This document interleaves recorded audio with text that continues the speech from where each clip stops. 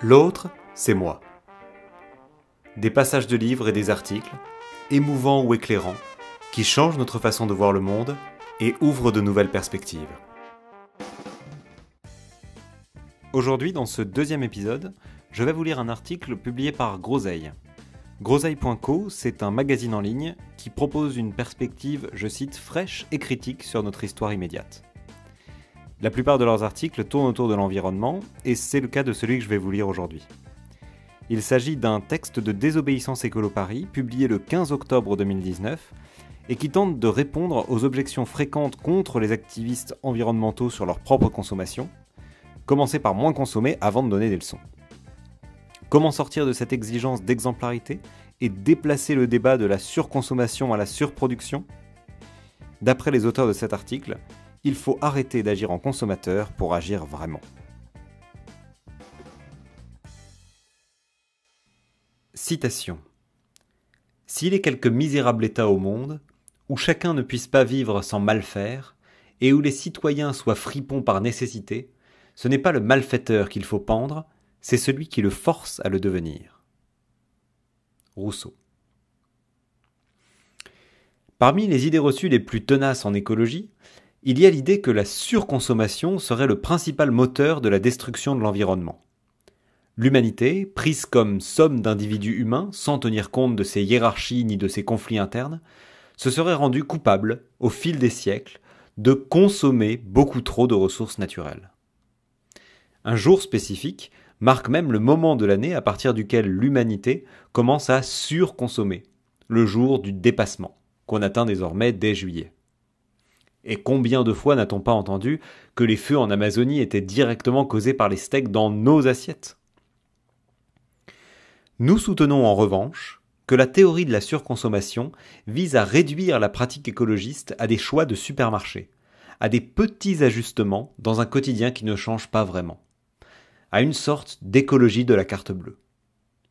Alors que l'écologie pourrait aussi bien être une révolte contre les rapports sociaux et économiques à l'origine de la destruction des vivants.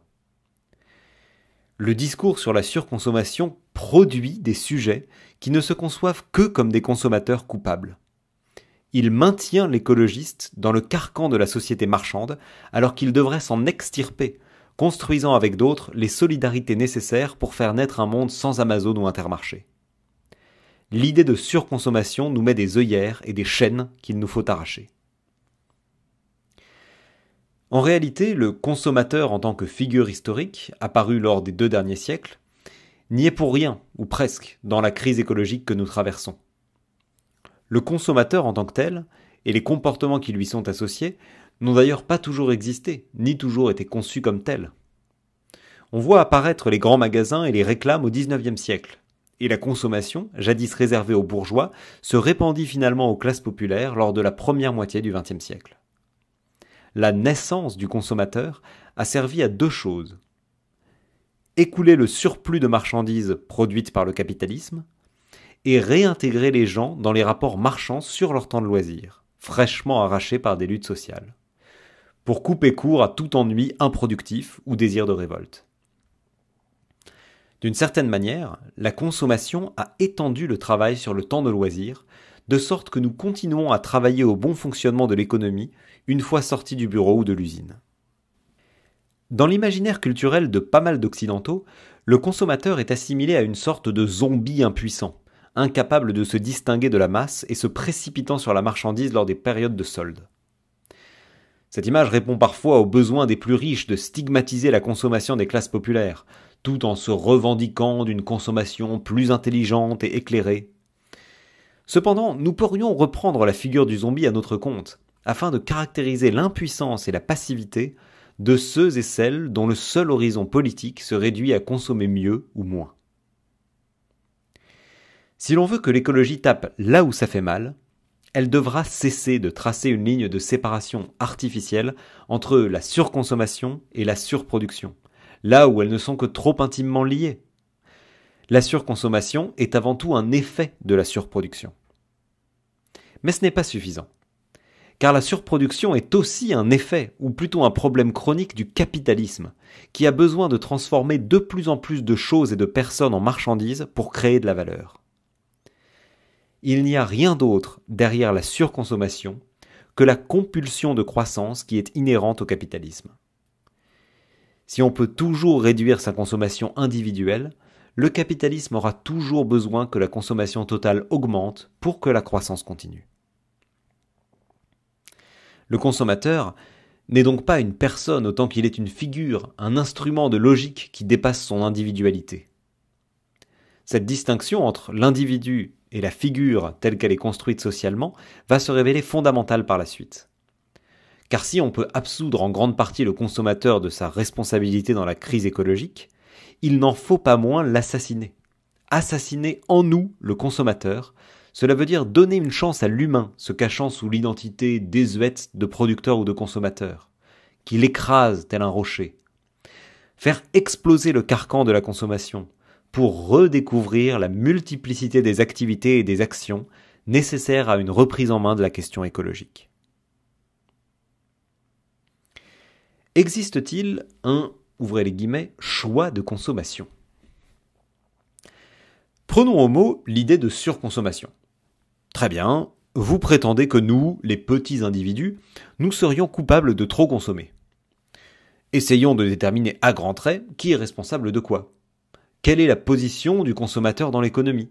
Est-ce une position démocratique, depuis laquelle le consommateur peut décider, influer sur le cours du monde, arrêter la destruction des forêts et l'exploitation des pauvres ?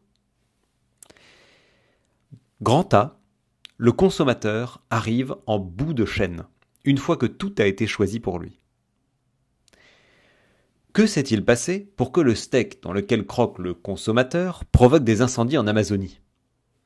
Que s'est-il passé pour que l'ordinateur sur lequel je tape enrichisse des milices et exploite des mineurs au Nord Kivu, au Congo ? Les critiques de la surconsommation n'en s'intéressent pas beaucoup au contenu de cette mystérieuse chaîne de cause à effet. La vérité est très simple, tout le monde la connaît. Le consommateur ne maîtrise rien du processus de production qui a mené au produit qu'il consomme. C'est la définition même du capitalisme, qui ne possède aucun caractère démocratique. Une classe d'individus, les capitalistes, possèdent les moyens de production. Ils décident donc de ce qui va être produit et de comment cela va être produit. Par exemple, une entreprise, Ikea, va couper illégalement du bois en Roumanie, puis l'importer en France sous forme de meubles. Les autres, les citoyens consommateurs, sont privés des moyens de production et sont donc réduits à travailler au service des capitalistes, en coupant du bois illégalement, et à consommer les produits que ces derniers leur proposent, chez Ikea par exemple. Qu'à cela ne tienne, disent certains, mais les capitalistes ne font que répondre à une demande. Il suffit donc de ne plus consommer les produits qui détruisent la planète, et tout ira bien. C'est la tactique du boycott. Mais cette tactique fait l'impasse sur 3 points très importants. Premier point, l'asymétrie d'information est énorme entre le consommateur et les entreprises. Le consommateur, qui consomme hors de son temps de travail, n'a pas forcément les moyens, ni le temps, ni l'envie de devenir un Sherlock Holmes enquêtant sur sa propre consommation. Même s'il souhaitait mener l'enquête, il aurait bien du mal à surpasser les grandes entreprises, qui elles s'appliquent bien à cacher les effets néfastes de leur activité. Ainsi, ExxonMobil, un géant pétrolier américain, était au courant du réchauffement climatique depuis les années 80, mais a investi massivement afin d'entretenir les doutes sur ce sujet, mentant même à ses investisseurs. De même, on nous présente régulièrement le parfait produit, la parfaite solution, équitable, bio, durable, avant de nous avouer, quelques mois ou quelques années plus tard, que c'est en fait une catastrophe. Point numéro 2. Nous ne choisissons pas vraiment de consommer la plupart des choses que nous consommons. Nous naissons tous dans un monde déjà organisé autour des autoroutes, des aéroports, des ports, des centrales thermiques et nucléaires, et où l'économie marche au pétrole. Mais qui a choisi de construire tout ça ? Nos parents ? Ou les décideurs, les capitalistes, les États ? Ces choix décisifs sur notre mode de vie ont été faits par une minorité, blanche et très riche, puis imposés à tout le reste du monde par la violence de la colonisation. Qui peut aujourd'hui communiquer sans téléphone ? Qui peut prétendre à un emploi en périphérie sans avoir une voiture ? C'est le fonctionnement même de l'économie qui rend ces choses nécessaires, pas le fait que les consommateurs les consomment. Point numéro 3. Or, ce qui est premier dans l'économie, c'est l'offre. non la demande. La production, non la consommation. Car ceux qui ont le pouvoir, ceux qui prennent les décisions importantes, ceux qui produisent artificiellement des besoins par la privation et des normes par la publicité, ceux qui extorquent, qui pillent, qui dépossèdent, qui exploitent, ce ne sont pas les consommateurs. Certains organisent l'économie à leur profit, d'autres, les consommateurs, n'ont le choix que de s'y adapter comme ils peuvent. C'est le mode de production dans lequel nous vivons qui est un scandale, et sa hiérarchie fondamentalement antidémocratique. Le boycott n'a donc de sens que s'il s'étend à tout ce mode de production, et que s'il cherche à inventer d'autres manières de produire. Le grand A, c'était donc le consommateur arrive en bout de chaîne, une fois que tout a été choisi pour lui. Le grand B est le suivant. La consommation des consommateurs est la plus petite partie de la consommation. Car rappelons rapidement qui sont les véritables consommateurs. Ceux qui consomment le plus, on l'oublie trop souvent, sont les grands producteurs, les grandes entreprises, les mêmes qui nous poussent à la consommation. Car pour produire des marchandises, il faut bien consommer. Pour produire, par exemple, un meuble Ikea avec du bois roumain illégalement coupé, il me faut consommer des machines et des salariés pour couper le bois, d'autres pour le transporter, d'autres encore pour le transformer et l'assembler en meubles. Et enfin, il me faut consommer des directeurs marketing, des tonnes de papier et des spots publicitaires pour que ce meuble se vende, c'est-à-dire trouve un petit consommateur. Dans une même logique, quel impact puis-je avoir en prenant des douches courtes quand 90% de l'eau est utilisée par l'industrie et l'agriculture ? À quoi sert-il que je me mette au zéro déchet quand les déchets des ménages représentent 10% seulement de la masse totale des déchets produits ? Cela ne sert pas à rien du point de vue d'une démarche personnelle, mais il ne faut pas se mentir sur l'impact de ces petits gestes. L'idée n'est pas d'opposer vulgairement gestes individuels et actions collectives, qui pourraient aller de pair dans une optique de révolte contre un monde aliénant dans lequel on cherche d'autres manières d'exister tout en apprenant à le renverser. Il s'agit uniquement de démanteler les discours nous appelant à faire chacun ou chacune de notre mieux, tout en faisant totalement l'impasse sur les luttes collectives. Un rapport du think tank Carbone 4 montre qu'avec tous les efforts du monde, des individus qualifiés d'héroïques, restreignant drastiquement leur consommation, mangeant végétarien et local, ne se déplaçant qu'à vélo ou en covoiturage, achetant tout d'occasion, ne réduiraient que de 25% leur empreinte carbone. Notons que ce genre de préoccupation héroïque intéresse surtout ceux qui ont le luxe d'avoir une grosse empreinte carbone et le loisir de réfléchir à la réduire. Notons ensuite qu'il y a bien d'autres problèmes écologiques que le climat et l'empreinte carbone, la pollution des océans, l'épuisement des sols, l'extinction des espèces, etc. Ajoutons enfin que ce chiffre de 25% est une parfaite et fausse abstraction. Cette étude considère l'empreinte carbone d'un Français moyen. Elle est égale à l'empreinte carbone du pays divisée par le nombre d'habitants.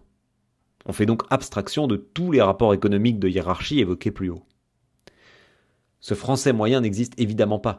Il n'est qu'une vue de l'esprit qui permet de manipuler des données commodes et qui a le malheureux effet de rapporter à des individus ce qui pourrait être rapporté à des entreprises, à des décideurs, à des choix historiques. La marge de choix du consommateur est donc extrêmement réduite. Consacrerait-il toute sa vie de consommateur à moins consommer qu'il ne changerait pas grand-chose à l'affaire ? Là où le consommateur se prive d'une dizaine de trajets en avion dans sa vie, un zadiste, en bloquant la construction d'un aéroport, empêche des milliers de trajets en avion d'avoir lieu. Mais un zadiste, précisément, n'agit pas en consommateur. Pourquoi veut-on que nous agissions en consommateurs ? Y avait-il des consommateurs au Moyen-Âge ? Y en a-t-il sur les îles Andaman, où vit le peuple des Sentinelles ? Non. C'est donc qu'ils ont été inventés et produits à un moment de l'histoire. Mais qui a eu cette mauvaise idée ? Qui a inventé les surconsommateurs ? Les surproducteurs. Citation. La société de consommation, c'est aussi la société d'apprentissage de la consommation, de dressage social à la consommation, c'est-à-dire un mode nouveau et spécifique de socialisation en rapport avec l'émergence de nouvelles forces productives. C'est une citation tirée de La société de consommation de Jean Baudrillard. L'invention de la figure et des comportements du consommateur correspond à une période bien précise de l'histoire économique. Sans avoir l'ambition d'en faire une analyse très détaillée, pointons-en rapidement les grandes lignes. Il y a d'abord une cause économique à l'invention du consommateur, c'est la nécessité d'écouler un surplus de marchandises. Ce besoin d'écouler la surproduction, de trouver des débouchés, est une contrainte inhérente au mode de production capitaliste. Pour créer de la valeur, il faut produire des marchandises et il faut que ces marchandises soient achetées.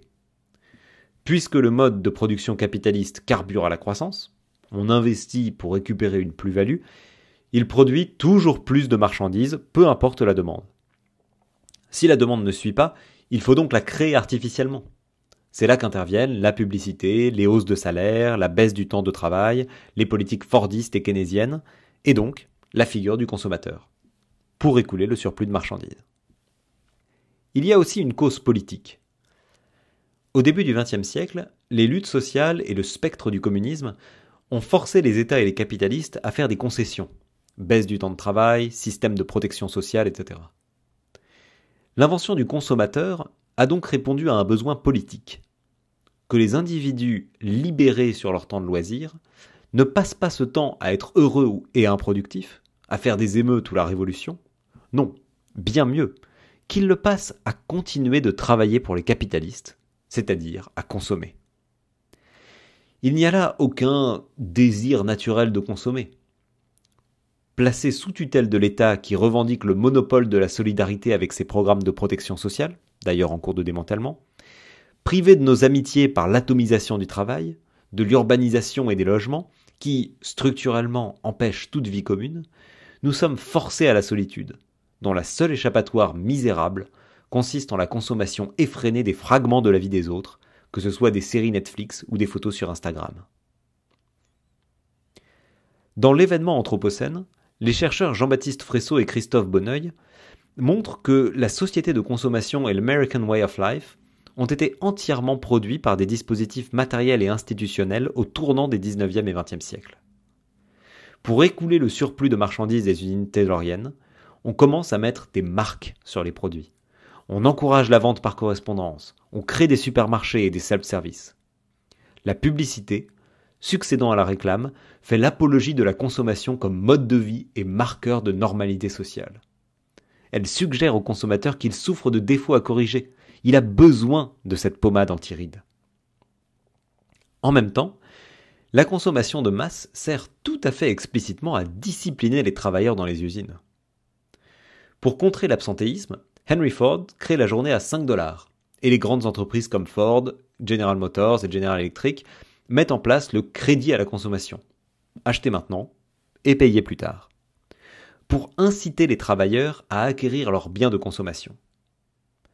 La réparation, le recyclage, la sobriété sont présentés comme néfastes pour l'économie nationale, tandis que la consommation ostentatoire, la mode, l'obsolescence deviennent des pratiques respectables. Les syndicats finissent par trahir leurs idéaux révolutionnaires et se contentent de revendiquer l'indexation des salaires sur les prix pour augmenter la consommation. Dira-t-on que les gens surconsomment beaucoup de trajets en voiture ? Le livre Road and Rail montre comment la centralité de la voiture dans l'urbanisme contemporain a été imposée partout au début du XXe siècle, par des grandes compagnies et par les États, malgré de fortes résistances de la population, alors que le tramway était le mode de transport en commun majoritaire. Dira-t-on que les gens surconsomment du chauffage, de l'électricité, des machines domestiques depuis leur petite maison périurbaine ? Tout cela est le fruit de politiques publiques et du lobbying d'entreprises qui ont poussé activement les gens à devenir de petits propriétaires de lotissements de banlieue alimentés au tout électrique. Voir là-dessus The Bulldozer in the Countryside d'Adam Home. Dira-t-on que l'humanité et les consommateurs ont été bien mal avisés le jour où ils se sont assemblés démocratiquement pour choisir le pétrole comme carburant du capitalisme ? Le livre d'Andreas Malm, Fossil Capital, et celui de Timothy Mitchell, Carbon Democracy, démontrent que le choix des énergies fossiles, et en particulier celui du pétrole, a été le fait des classes capitalistes occidentales qui l'ont imposé à toute la planète, par la violence et au mépris de toute démocratie. Carbon Democracy revient par ailleurs sur la notion de développement, qui, plutôt que de représenter une volonté de progrès communément admise comme positive, cachait une volonté clairement colonialiste d'insérer les territoires et peuples victimes des impérialismes dans la division du travail global, tenue ensemble par une machinerie fonctionnant à base d'énergie fossile.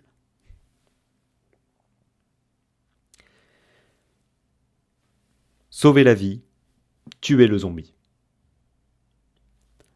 Tout a donc été fait pour qu'il soit extrêmement pénible aux consommateurs de résoudre le problème écologique.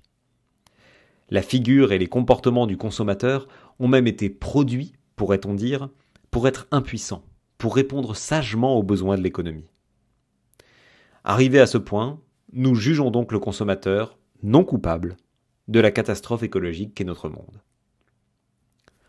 Le consommateur n'est pas coupable, certes, mais il faut tout de même le condamner à mort. Tous les bons films de zombies sont des films sur la société de consommation.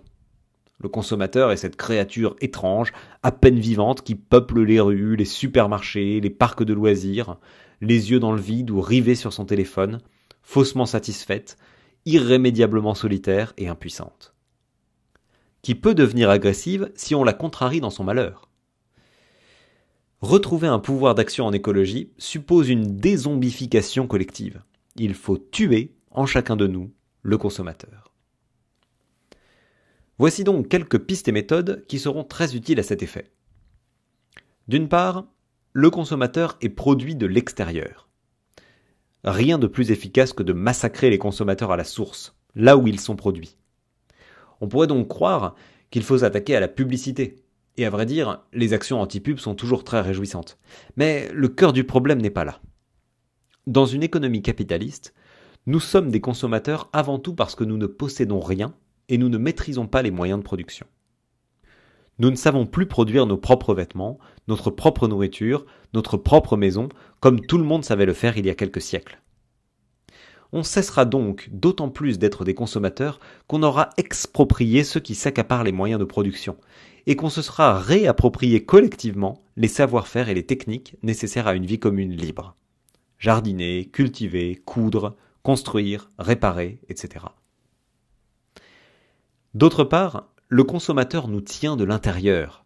Quand nous sommes incapables de concevoir l'action écologique autrement que comme un acte de consommation. Consommer moins, consommer mieux, et cela inclut le vote dans une démocratie libérale, qui n'est qu'un acte de consommation politique. Le consommateur est une figure inoffensive. Il ne peut agir qu'en négatif, en arrêtant de consommer tel produit. Il ne peut que s'indigner d'avoir été dupé quand on lui fait manger du steak de cheval. Tuer le consommateur qui sommeille en nous ne signifie pas arrêter de consommer, mais arrêter d'agir en consommateur, donc reconsidérer l'éventail des possibles dans les modes d'action. On ne fait jamais mieux pour son empreinte carbone, ou pour l'écologie en général, que lorsqu'on bloque des grands projets inutiles. Et il y en a des tonnes sur le territoire français. On ne redira jamais assez la richesse que fut la ZAD de Notre-Dame-des-Landes du point de vue de l'action. Recours juridique, blocage économique, mobilisation de masse, émeutes en centre-ville, journées de conférences et d'accueil sur la ZAD, sabotage de nuit, construction de cabanes et de monuments artistiques, agriculture, musique, non-marché à prix libre, free shop, convergence des luttes. Tout cela a activement contribué à bloquer le projet d'aéroport et à produire d'autres modes de vie. On ne trouve là rien qui relève de la consommation. Et ce fut la plus grande victoire de l'écologie française depuis bien longtemps. Il nous faut aussi poser sérieusement la question du renversement des institutions en place. On voit mal ce que pourrait faire une somme de consommateurs solitaires ou d'électeurs tous les 5 ans contre une chose aussi énorme que le système économique qui détruit la planète. Les gilets jaunes, les marches et les occupations sont un bon début, pour l'instant en échec, il est vrai. Travaillons à offrir une suite grandiose.